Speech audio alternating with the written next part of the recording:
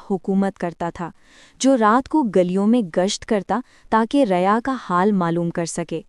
एक रात उसने देखा कि एक घर से मौसीकी की आवाज़ आ रही थी।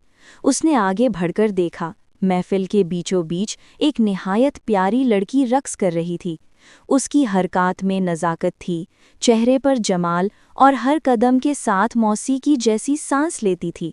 मुगल बादशाह ने जब उसकी आंखों में देखा तो चमक के बजाय एक छुपा हुआ दर्द बोलती नजर आई, वो दर्द जो शायद दुनिया के शोर से दब गया था। बादशाह वहीं खड़ा कुछ देर उसे देखता रहा और फिर अचानक बादशाह ने अंदर कदम रखा। महफिल में सन्नाटा छा गया, सब तमाशाई खड़े हो गए और अदब से सर झुका लिए।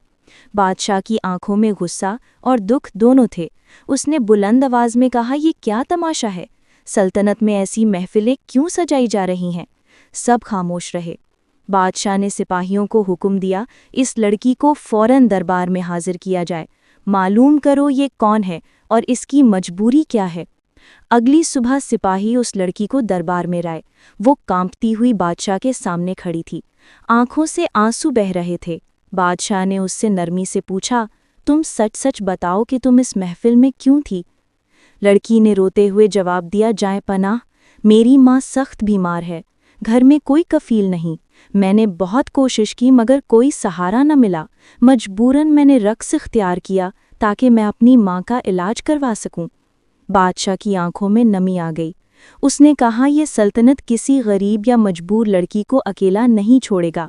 आज से तुम्हारी माँ के इलाज का खर्च सल्तनत बर्दाश्त करेगी, तो तुम्हें इस पेशे में रहने की कोई ज़रूरत नहीं। लड़की के चेहरे पर रोशनी सी फैल गई।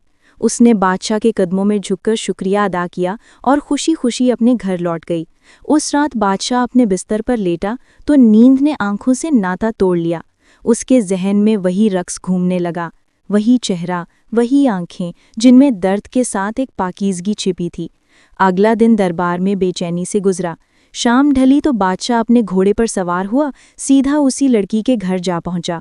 मगर वो घर छोटा सा था, सफाई और सलीके से सजा हुआ था, जैसे गुर्बत में भी इज्जत का दिया जल रहा हो। बादशाह रोज़ उस घर के चक्कर लगाने लगा। आहिस्ता आहिस्ता उसे महसूस हुआ कि उसके दिल में इस लड़की के लिए नरमी नहीं बल्कि मोहब्बत जन्म ले चुकी है।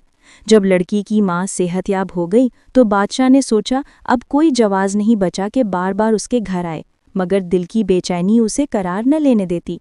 आखिरकार एक दिन वो लड़की, जिसका नाम ग्लोरिया था,